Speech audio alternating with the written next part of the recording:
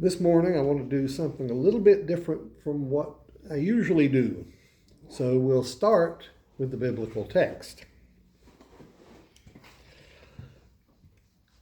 You may remember that I've told you we've been looking at stories in the book of Genesis in Bible study, rather like Bill Moyers did for a TV program first broadcast on PBS about 30 years ago. Over the past 2 weeks, we looked at this story from the 22nd chapter of Genesis, which is Genesis 22, 1 to 13, and 15 to 19. The long one. And it happened after these things that God tested Abraham, and he said to him, "Abraham." And he said, "Here I am." And he said, "Take, pray, your son, your only one, whom you love, Isaac, and go forth to the land of Moriah, and offer him up as a burnt offering on one of the mountains which I shall say to you." And Abraham rose early in the morning, and saddled his donkey, and took 2 lads with him, and Isaac his son, and he split wood for the offering, and rose and went to the place that God had said to him. On the 3rd day, Abraham raised his eyes and saw the place from afar. And Abraham said to his lads, "Sit you here with the donkey, and let me and the lad walk ahead, and let us worship and return to you."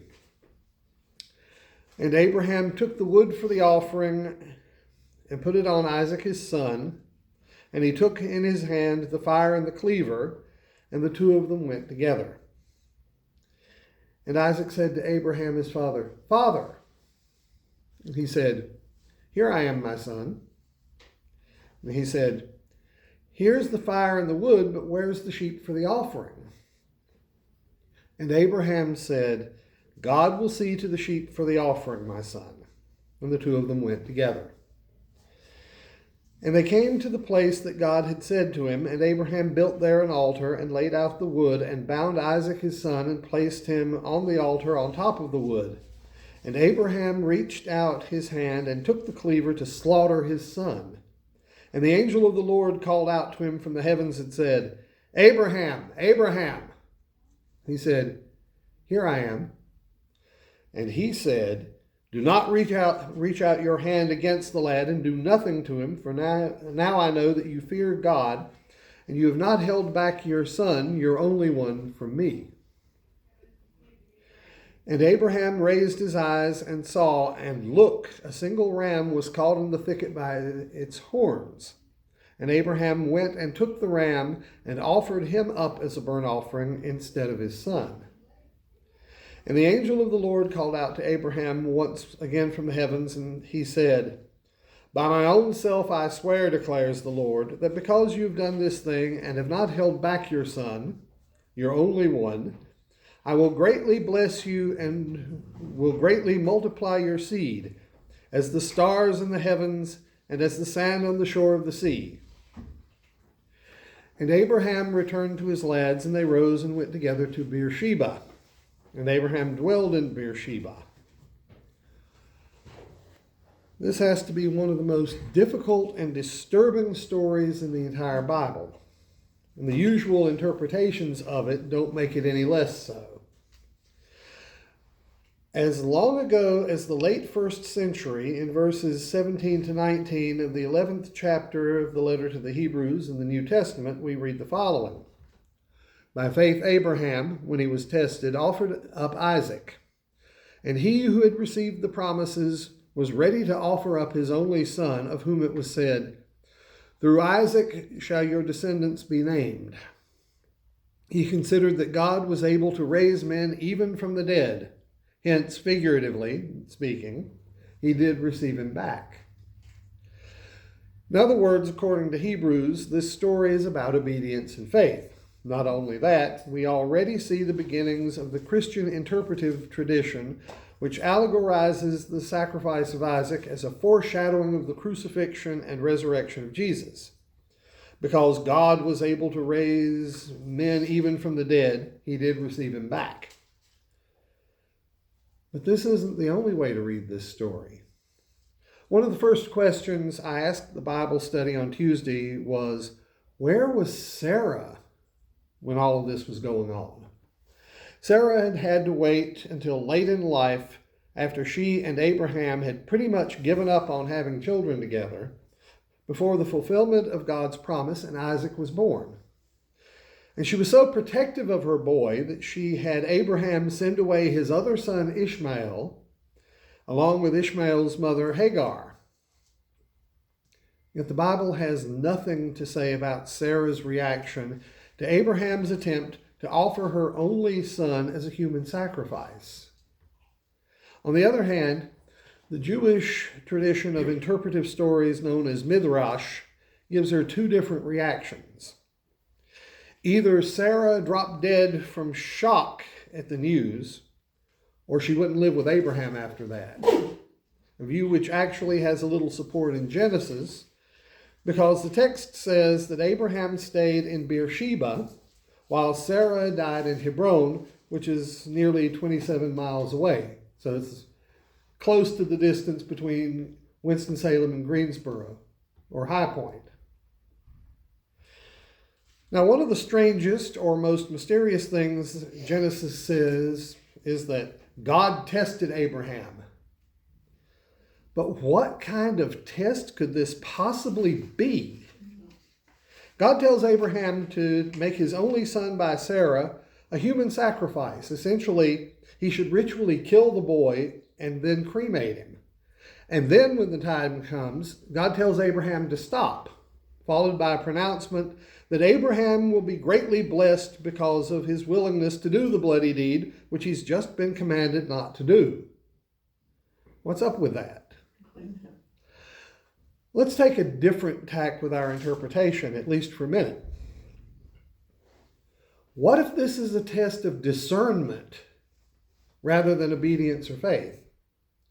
One understanding of this story is that it's simply one of those stories meant to tell you that you don't make your kids a burnt offering to whatever god you happen to worship. But I think it goes deeper than that.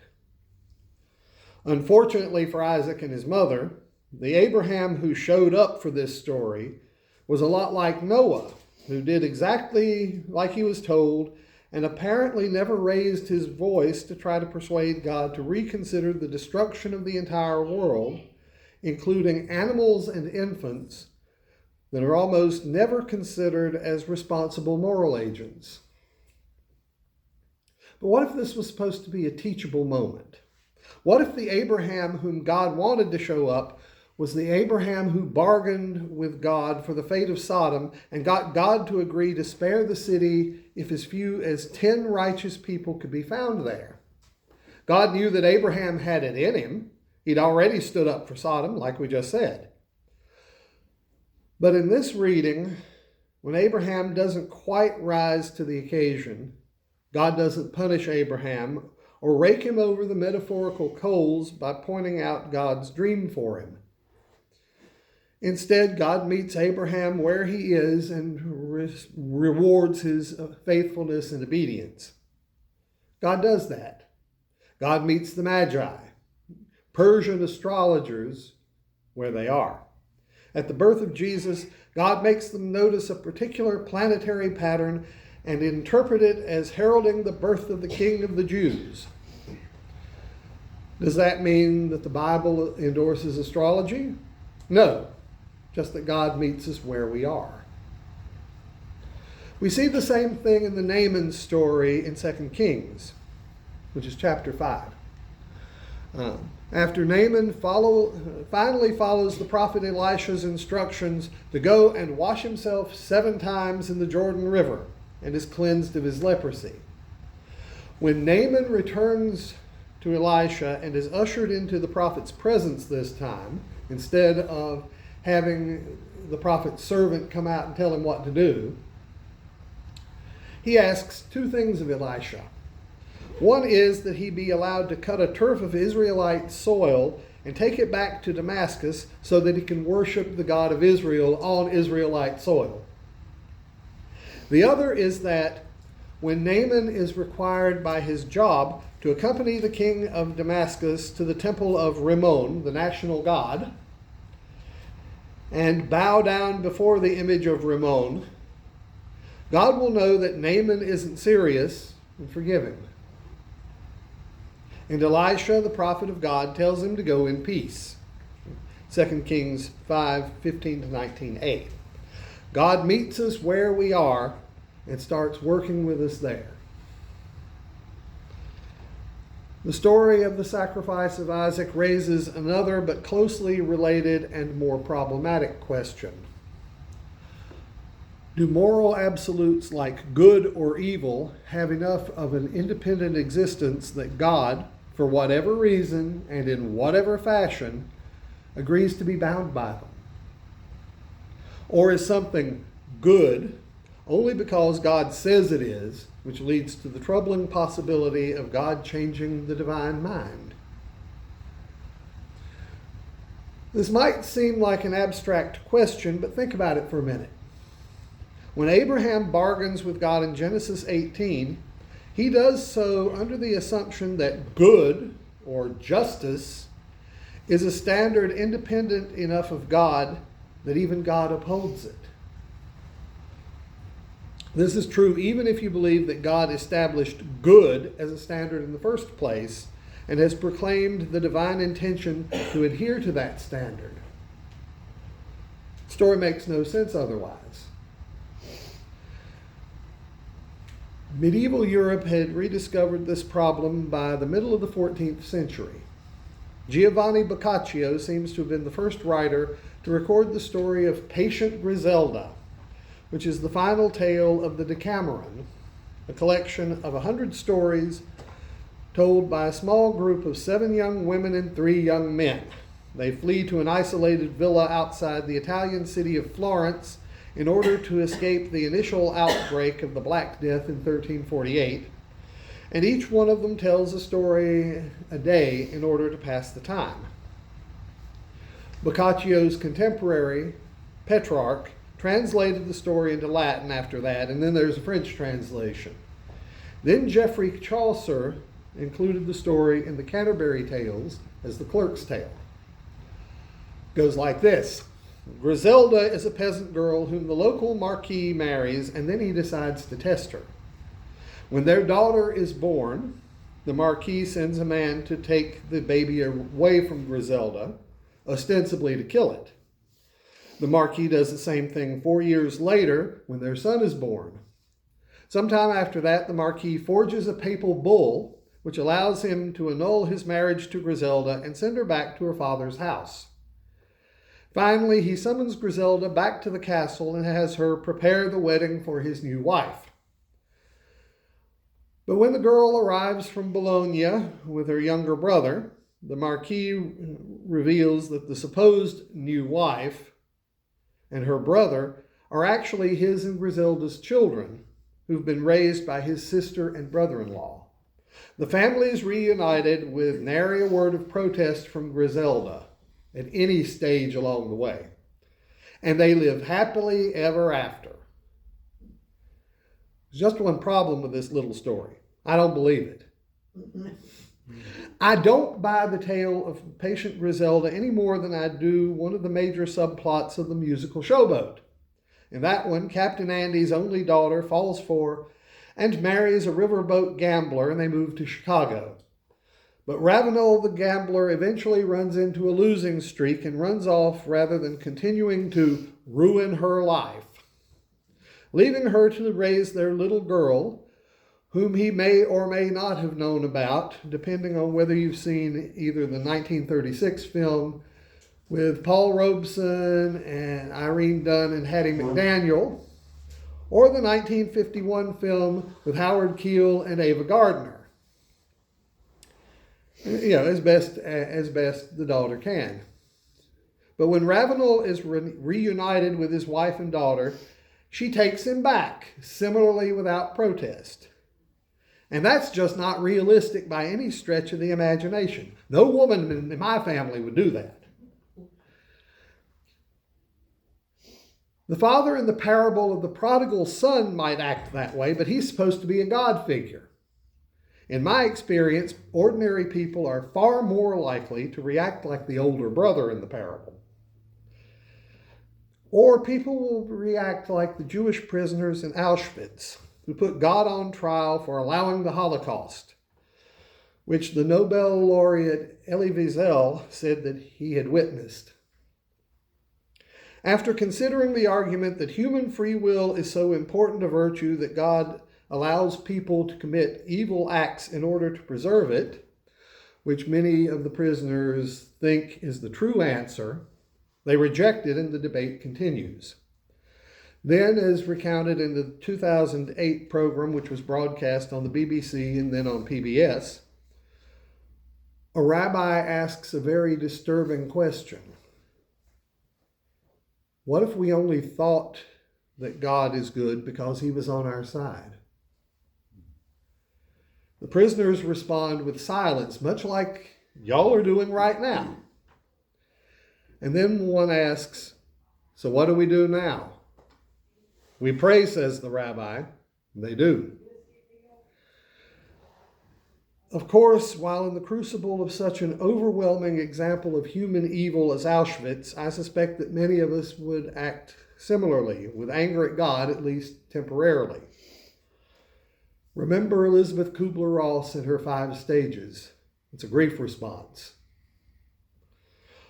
On the other hand, at Bergen-Belsen in the spring of 1944, there's a story about some Dutch Jewish prisoners who are getting ready to celebrate Passover. Unfortunately, they don't have any matzah and no way to make any, as if the SS guards were going to let them make matzah. So their rabbis wrote a special prayer pointing out that they knew the commandment that to eat matzah rather than ordinary leavened bread during the festival, but due to the oppression in which they found themselves, they were unable to obey despite their desire to do so. They also knew Deuteronomy 30:16, which says in part that if you obey the commandments of the Lord your God, then you shall live and multiply. And finally, they promised to get back to fulfilling the commandments just as soon as their circumstances changed and they were able. And that statement from Deuteronomy is a key that helps us unlock the story of the sacrifice of Isaac, I think. God's commandments should bring life, not death. Jesus said much the same thing according to the Gospel of John. I came that they may have life and have it abundantly, which is John 10:10. It's a good idea to listen here to some of the words of the new Pope, even though his church is not ours, by any stretch of the imagination. It seems Leo XIV is not pleased with some of the things going on at the moment in the land of his birth. Remember, he's from Chicago originally. He says, I understand the difficulty and the tensions, but I think, as I myself have spoken in the past, it's important to look at many issues that are related to what is the teaching of the church. Someone who says, I'm against abortion, but says, I'm in favor of the death penalty, is not really pro-life. So someone who says that I'm against abortion, but I'm in agreement with the inhuman treatment of immigrants in the United States, I don't know if that's pro-life. So they're very complex issues. I don't know if anyone has all the truth on them, but I would ask first and foremost that there'd be greater respect for one another and that we search together, both as human beings, in that case as American citizens or citizens of the state of Illinois, to say we need to really look closely at all these ethical issues and find the way forward. As church teaching on each one of those issues is very clear. Or this, quote, let us never forget the fundamental importance at every level of respect for life and its protection at all stages, from conception to old age and up to the moment of death. I hope this awareness will continue to grow, especially regarding access to medical care and medicines. Or this, quote, The preferential choice for the poor is a source of extraordinary renewal both for the church and for society if we can only set ourselves free of our self-centeredness and open our ears to their cry. Wow. But in the end, perhaps the most important lesson we can take away from the story of the sacrifice of Isaac is this. Our ultimate response to human suffering can't be anger or cynicism or despair. Rather, let it spur our efforts to repair the world, in the Jewish phrase. And let us take to heart these words from a first season episode of The West Wing, which depicts a fictional presidential administration. And near the end of the episode, Martin Sheen, who's playing the president, says, "What will be the next thing that challenges us, that makes us go farther and work harder? You know that when smallpox was eradicated, it was considered the single greatest humanitarian achievement of this century? Surely we can do it again, as we did in a time when our eyes looked toward the heavens and with outstretched fingers, we touched the face of God." Amen.